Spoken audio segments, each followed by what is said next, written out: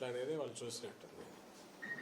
ఆ తొందరపాటులో ఆ నంబర్స్ చూస్తే కూడా నమోస్తుంది. కొన్ని చోట్ల పోటీ చేసిన దానికంటే ఎక్కువ కూడా ఇచ్చారు.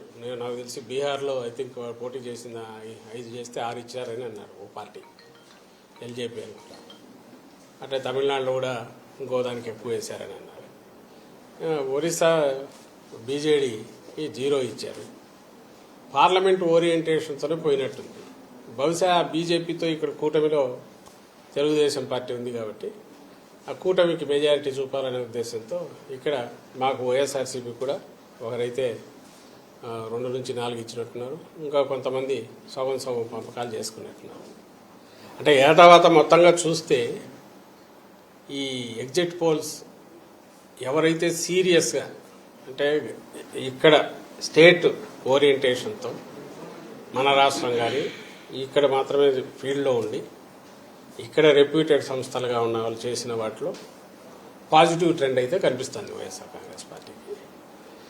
ఢిల్లీలో కూర్చొని పార్లమెంట్ యాజ్ ఏ యూనిట్గా తీసుకొని 100-200 శాంపుల్స్ వాళ్ళు ఎక్కడెక్కడ ఫోన్ల మీద తీసుకుంటారో ఎట్లా అలాంటి వాటిలో కొంత బీజేపీకి అడ్వాంటేజ్ ఇవ్వాలనే ఒక ముందే టార్గెట్ పెట్టుకొని చేసినట్టు అనిపిస్తుంది. సో ఏదేమైనా ఇంకా 48 అవర్స్ మనకు ఈ టైంకు ఐ థింక్ ఎల్లుండి మొత్తం ఈవీఎంలన్నీ ఓపెన్ అయిపోయింటే రిజల్ట్ కూడా ఆల్మోస్ట్ తెలిసిపోయి ఉంటుంది. పాయింట్ వచ్చి ఇక్కడ ఏదంటే మళ్ళీ ముందు నుంచి మేము చెప్తున్నదే మళ్ళీ చెప్తున్నాం. ఈ 5 ఏళ్లలో మా ప్రభుత్వం, జగన్మోహన్ రెడ్డి గారి ప్రభుత్వం, జగన్మోహన్ రెడ్డి గారు వ్యక్తిగతంగా ఆయన ఒక నాయకుడిగా ప్రజల్లోకి పార్టీని తీసుకెళ్లినంతగా కానీ లేదా ఒక కొత్త రకం విప్లవాత్మకమైన మార్పులు తీసుకురావడం కానీ వేటి ద్వారా అయితే పేదలందరూ కూడా బాగా లబ్ధి పొందారో ఆ లబ్ధితో ఆర్థికంగా వెసులుబాటే కాకుండా సాధికారత కూడా సాధించుకున్నారు. వాళ్ళందరూ ఖచ్చితంగా తమ ఆదరాభిమానాలు జగన్మోహన్ రెడ్డి గారికి మా పార్టీకి చూపించారనేది ప్రస్ఫుటంగా ప్రతి మా ఎలక్షన్ క్యాంపెయిన్లో కానీ లేదా అంతకుముందు గడపకపోయినప్పుడు పార్టీకి వచ్చిన ఆదరణలో కానీ కనపడుతుంది. అటువైపు ఏం జరిగింది, కూటమి అనేది వాళ్ళు ఫామ్ అయినప్పటి నుంచి చంద్రబాబు నాయుడు గారు కానీ తర్వాత పవన్ కళ్యాణ్ గారితో పెట్టుకున్నాకైనా ఆఖరణ బీజేపీ పంచన చేరి రోజుల తరబడి కూర్చొని వాళ్ళని ఎట్టోట్లా ఒప్పించుకొని వాళ్లకు వాళ్ళు అడిగినన్ని సీట్లు కొంత ఇచ్చి సర్దుబాటు చేసుకున్నా ఒక గ్రాండ్ అలయన్స్ లాగా అయితే బాగా కనపడింది. అంటే అందరూ కలిసి ఏకమయ్యారు. జగన్మోహన్ రెడ్డి ఎవరో ఒక పక్క ఉన్నారు, అందరూ కలిసి ఏకమయ్యారు అన్న దాంతోపాటు వచ్చే సౌండ్ ఏదైతే ఉందో అది మాత్రం చాలా పెద్దగా వచ్చింది. రాష్ట్రం అంతా వాళ్ళ ఇష్టం చెదిగారు, అటు తిరిగారు, ఇటు తిరిగారు, నాయకులు ఎక్కువ మంది.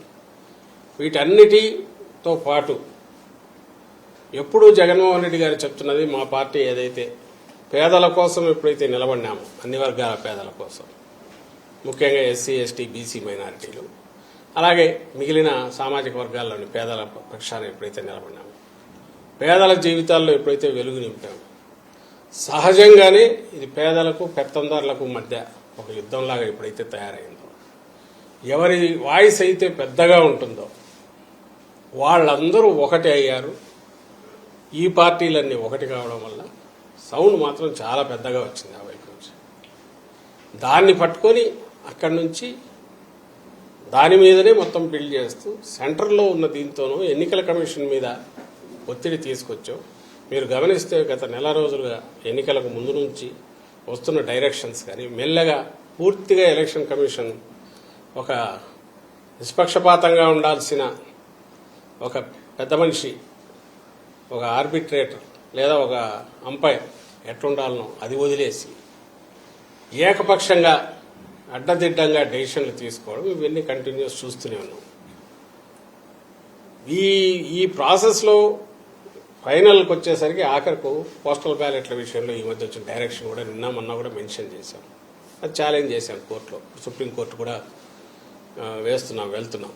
నిన్న ఇక్కడ హైకోర్టులో వెసులుబాటు రాకపోవడంతో ఇవన్నీ దేని సూచిస్తున్నాయంటే అధికారం, సెంటర్లో ఉన్న అధికారం అడ్డం పెట్టుకొని ఇప్పుడు ఎన్నికల కమిషన్ పరిధిలోకి ఇక్కడ అధికార యంత్రాంగము వస్తుంది. ఎన్నికలన్నీ దాని ఆధ్వర్యంలో జరుగుతాయి కాబట్టి పోలింగ్లో కానీ, పోలింగ్లో కుదరకపోతే కౌంటింగ్లో కానీ ఏమైనా ఇన్ఫ్లుయెన్స్ చేయగలమనే ప్రయత్నం ఏమైనా చేస్తున్నారేమో అనే అనుమానాలు బలపడుతున్నాయి, వరుసగా జరుగుతున్నవి.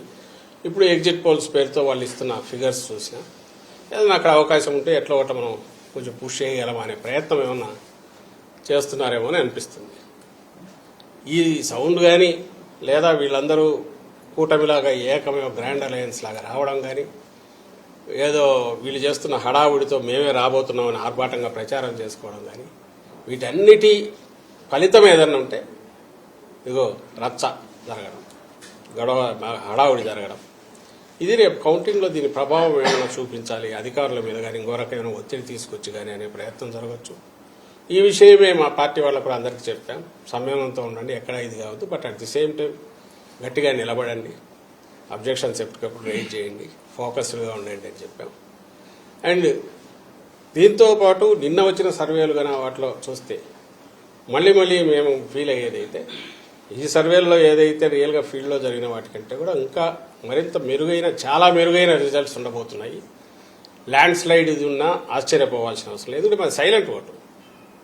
వేరే ఊర్ల నుంచి వచ్చిన వాళ్ళు అయినా కూడా హైదరాబాద్ కానీ, బెంగళూరు కానీ ఎక్కడికైనా బతుకు తెరువు కోసం పోయిన వాళ్ళైనా ఎవరైతే జగన్మోహన్ రెడ్డి గారి వల్ల కంటిన్యూస్గా బెనిఫిట్ కావడమే కాదు, అది కంటిన్యూస్గా బెనిఫిట్ కావడము, దానివల్ల వాళ్ళ ఫ్యామిలీస్ అన్ని బాగుపడము, ఈయన ఉంటేనే మరింత మాకు మేలు జరుగుతుంది అని అనుకోవడం వల్లనే గతంలో ఎన్నడూ లేనంతగా వచ్చారు ఇక్కడికి, అక్కడి నుంచి వచ్చి ఓటు వేసిపోయారు అనేది మేము అనుకుంటున్నాం. ఎందుకంటే బయటకు వెళ్ళిన వాళ్ళు ఎక్కువ బతుకు తెరువు కోసం పోయిన వాళ్ళు ఉంటారు, బలిసిన వాళ్ళు లేకుంటే విపరీతంగా ఆర్థికంగా ఇదిగా ఉండేవాళ్ళు అక్కడ ఉండేవాళ్ళు కొద్దిమంది ఉండొచ్చు.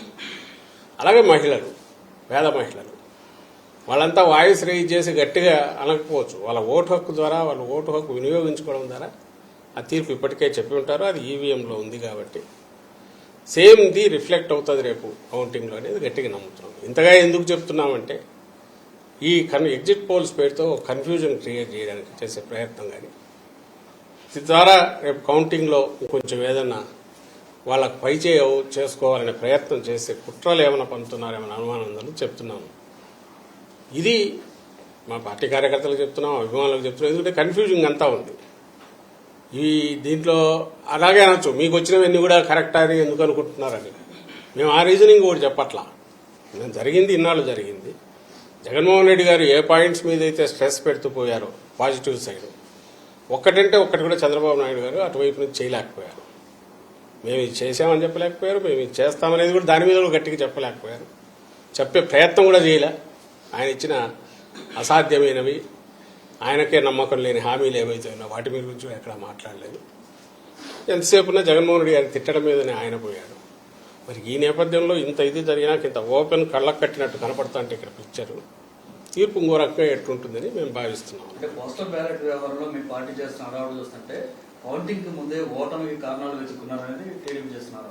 అందుకే 48 గంటలు తెలుస్తుంది కదా. ఇప్పుడు ఈరోజు మేము చేసే ప్రయత్నం అంతా కూడా ఎవరైనా ఎక్కడన్నా కన్ఫ్యూజన్ ఉంటే మేము రిప్రజెంట్ చేసేది వీకర్ సెక్షన్స్ని రిప్రజెంట్ చేస్తున్నాం, వాయిస్ లేని వాళ్ళని రిప్రజెంట్ చేస్తున్నాం.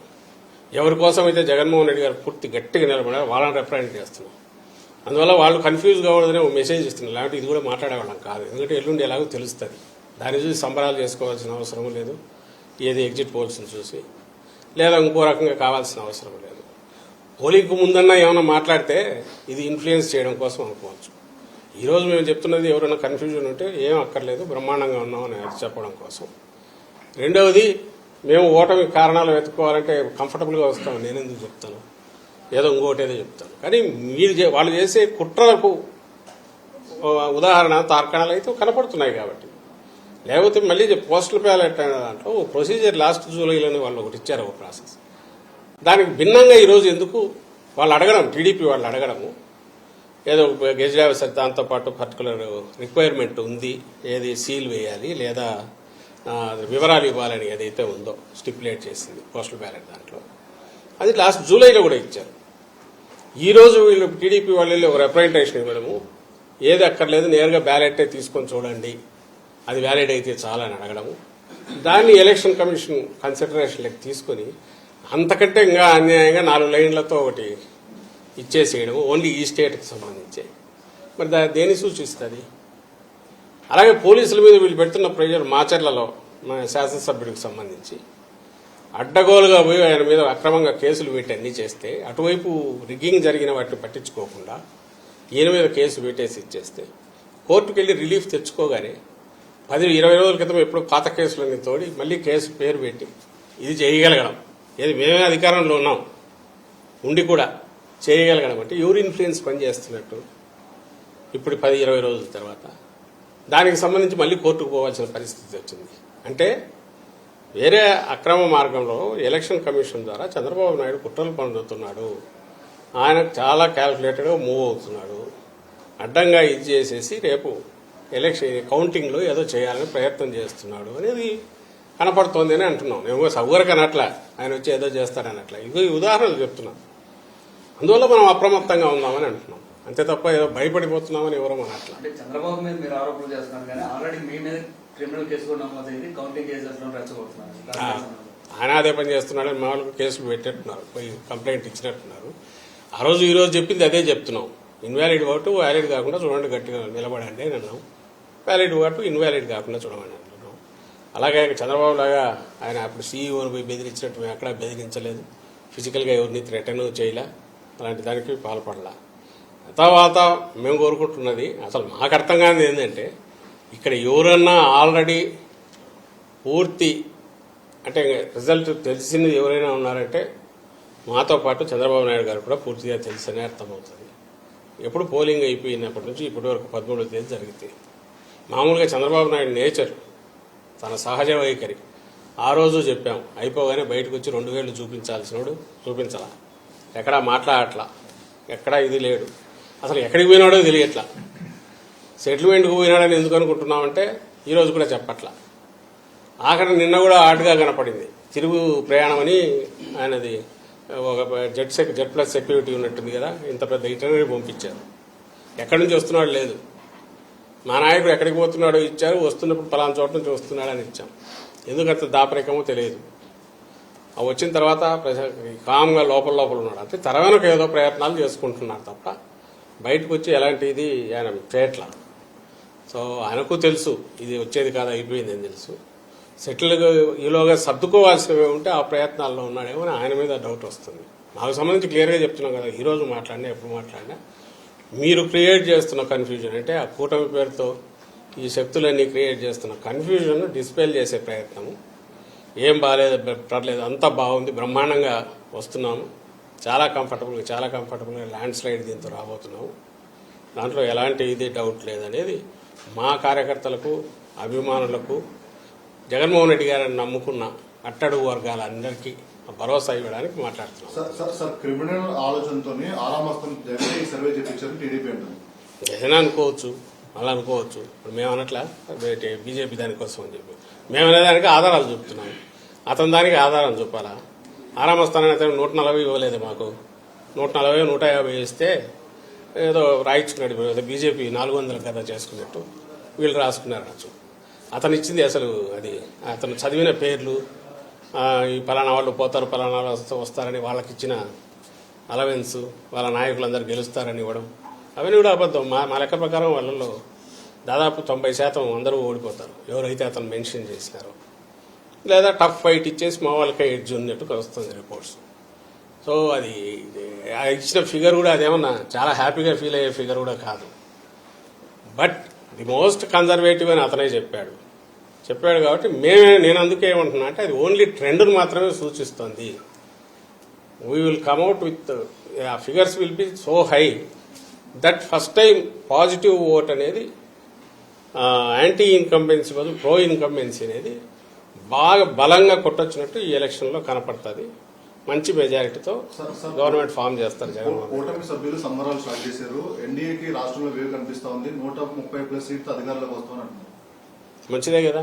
ఎందుకు వస్తారో ఇప్పుడు నేను ఇన్ని రీజన్స్ చెప్తున్నా మేము రావడానికి కనపడేటి. వాళ్ళని ఒక్కటంటే ఒకటి చెప్పండి, ల్యాండ్ టైటిలింగ్ యాక్ట్ అని చెప్తారా? నవ్వుతారు ఎవడన్నా, ఎట్లా వాళ్ళని కూడా అర్థం కాదు. అదే పోలింగ్ పర్సెంటేజ్ పెరిగింది. పోలింగ్ పర్సెంటేజ్ పెరగడానికి అది పాజిటివ్ ప్రో ఇన్కంబెన్సీ అనడానికి ఇన్ని రీజన్స్ మేము చెప్తున్నాం. వాళ్ళు ఒక్కటంటే ఇది నేను ఒప్పుకుంటా. ఈ 6 పాయింట్లు మేము బాగా తీసుకెళ్ళాము. ఎవరైతే చంద్రబాబు నాయుడు చెప్పాడు కదా, తనకే నమ్మకం లేని పాయింట్లు, ఇది ఉచిత గ్యాస్, ఉచిత ప్రయాణం, ఇంకా ఏదేదో 6 పాయింట్ సూపర్ సిక్స్, దాంతోపాటు పెన్షన్ 4,000, వాటి గురించి ఆయనే బలంగా ప్రచారం చేసుకుని కిందికి తీసుకెళ్ళింటే, ఆ పాజిటివ్ అజెండాతోనే ఆయనే కిందికి బలంగా పోయి ఉంటే, ఆయన కానీ ఆయన పార్టీ మొత్తం, అప్పుడు ఆయన చెప్పుకోవడానికి లేదు నేను బలంగా తీసుకెళ్లాను అందువల్లని. ఎక్కడన్నా మాట్లాడినాడా? ప్రజలకు తెలుసు, మీడియాకు మీకు తెలుసు. ఆయన ఎంతసేపు ఉన్నా అసలు అసంబద్ధమైంది, అసాధ్యమైంది. ఈరోజు మాట్లాడట్లే ల్యాండ్ టైటిలింగ్ యాక్ట్ గురించి. ఎన్ని భూములు పోయినాయి, ఎక్కడ పోయినాయి?